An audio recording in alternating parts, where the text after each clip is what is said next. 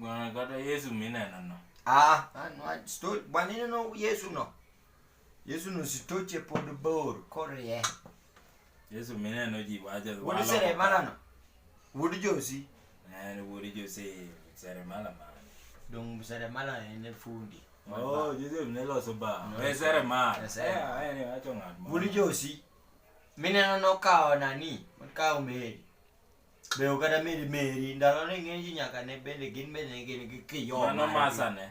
Mano masa Yesu. Masa Yesu. Winjo. Yesu ne boy ma clean. Boy makara koto je base. No bwana. Boy no.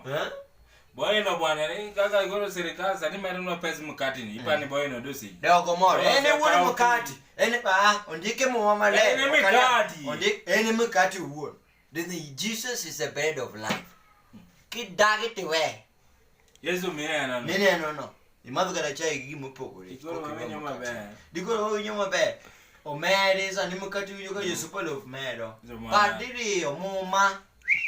Yesu ni mal mako chopo ka. Yesu palo vire yambo. Ni mukate nyany maka Yesu kalini to mukate tapa. To kata biro duwe iso lenga iwinjo. Okuwo. To kembe moko dwano donjre gi muma. Bwana Yesu notemo. Bwana yule bwana yeye sani Yesu nyasaye nyise na Yesu kichikira ngoma memono Yesu kubi. Oluor. Yesu luor ni yeye ngoma oluoro. Kaka no keto life man oketo acha. Ne odwa bedo maber ahinya. Inka goro bwana ngato biro kama untie wuoge kaka sano donje beska. Kila ngato bwana idwa ni gir pi. Mora man kanyo. Kaya koro gik moko mo walo go misombo go pi mine ka ngato samaro kibira omera kada geto gi kama pio ero lale yudo ka ngato pongo kubni ode tabal kubni ngai moyo kada kama dwa bede odake oto kubni ka 70% mara kama dwa ne kubni ode ni Yesu yudiki kendo kubni kama no gipie yige no lokko mote ya deport mano lokre mano wanza ski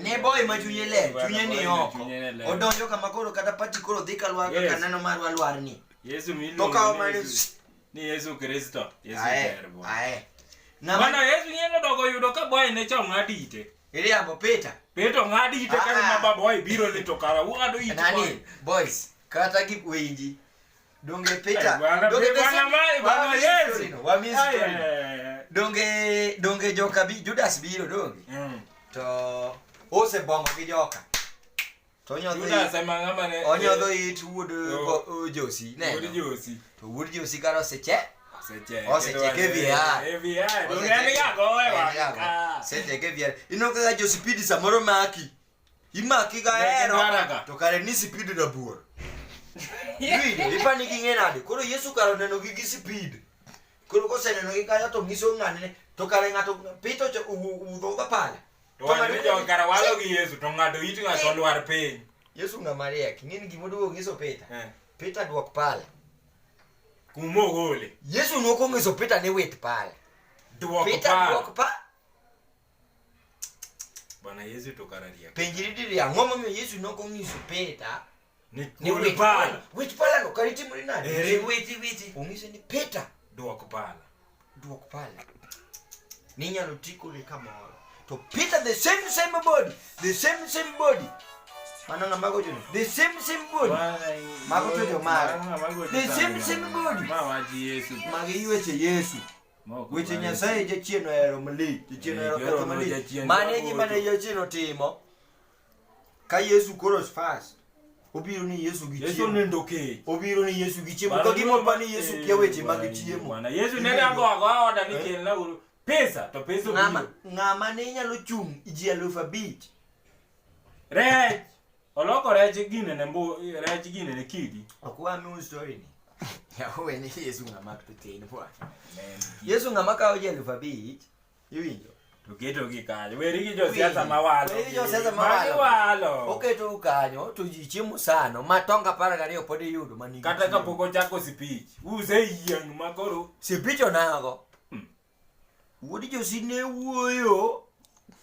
Giji alphabet maonge sound. Bwana Boino Pani nego dwonde ng'ano mbaka. ne chana. Bwana Boino nego Jambaka mbaka. maduong'. Yesu nego mbaka bwana. Igo e nyaka. Oji winjo bwana ma ok ni mede volume. Volume no onge kata sisi peka Sound giyo. sitima ne onge. Bwana donje iti bwana miwacho ni Yesu puodhona. Miduogi pari ni yawo. Koso piny go polo ni chieng' ne weya yawo. Koso Yesu ber kona malichi. Log pachi. Bwana Yesu. Bwana Yesu. Yesu to Yesu ka ng'eng'a maber mogik. Moingo ji te. Yesu Kristo. To nyathi mana ya Boino. Yesu Kristo. Yama na Bwana luor duogo. Nge seche mo Nyasaye nyise gani ba. Ki chikiri. To Yudo ko ng'ane giro yuayo nyasore bani to bwana mana gichwayo gi tong' kapod nyasore ne onge to sani makori madhe. Mera sani koro ka wi Gibro nega ma kata wiye wili gi chieri. sama gere bere osetho. Sinyalo rit kata mana Yesu ni Yesu donjo ni omeya to ng'ato nosegoye mbom bwana. Bwana ne walokuru pachwa bwana. Gik ma watimo maricho matamo Yesu duogo. An ang'eyo. That's the thing. The same body. The same body. That mano chier. Bwana Yesu ng'ama. Bwana Yesu nyaduogo marach to kubiero. Wan ma wapako nyinge ni. Ubiro neno wakacha ka wamor. Batun. It's okay. Kendo gibiro wache gimoro mopogore. Ting'e ni Yesu to biro duogo ka jakuo. Bwana mangacho Yesu osekawo ginene kibeti mar mama chaji lawe ga. Kamano kusimu mar jakuo simu. Yani jakuo moro maduong' omane chania. Jo mage man kanyo miwauru gima un go no.